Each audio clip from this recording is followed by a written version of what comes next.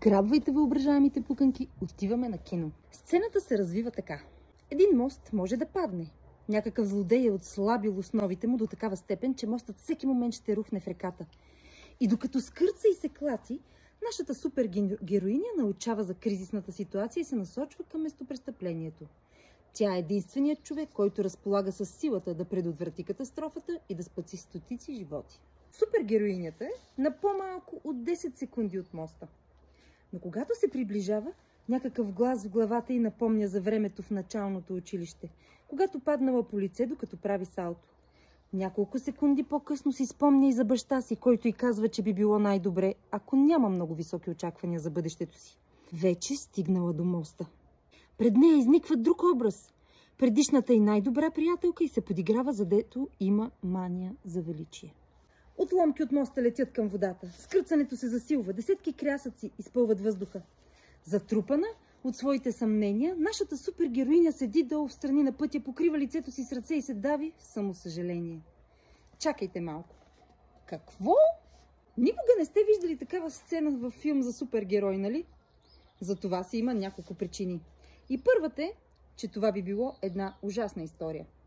Също така, независимо от тъмните моменти в миналото им или моралните конфликти, с които се сблъскват, супергероите не стават истински супергерои, като се поддават на ограничаващите си убеждения. Супермен не мисли, че все пак в някои от добрите си дни може и да успее да прескочи висока сграда или поне няколко етажа.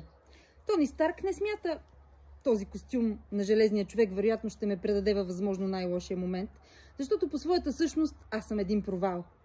Капитан Марвел не преминава отвъд атмосферата ни, за да започне изведнъж да мисли: не съм сигурна, че притежавам емоционалния капацитет да летя сама из космоса.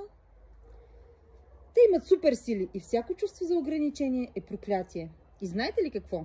Вие също имате суперсили. Просто се нуждаете от правилната мисловна нагласа. Да, така смята Джим Куик в книгата "Безграничният потенциал". Нека се върнем към нашата провалила се супергероиня от началото на тази глава. Тя със сигурност е имала мотивацията да спаси моста и със сигурност е разполагала с механиката да го направи. Не е разполагала обаче с правилната мисловна нагласа. Нейният вътрешен критик е убеждавал, че не е достатъчно добра, така че тя седеше отстрани, съжалявайки себе си, вместо да действа. Със сигурност една от възможните развръзки на тази история е как нашата супергероиня се проваля. Не можейки да се измъкне от оковите на собствената си глава, тя пада повалена в критичен момент. Но има още един изключително важен компонент в тази история. Нашата супергероиня разполага с всичко, от което се нуждае, за да успее вътре в себе си.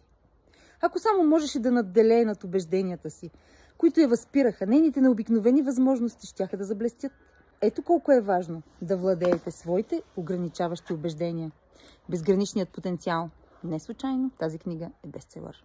Поръчайте на raketabooks.com и се възползвайте от допълнителни отстъпки и бонуси, като станете член на Клуб Ракета.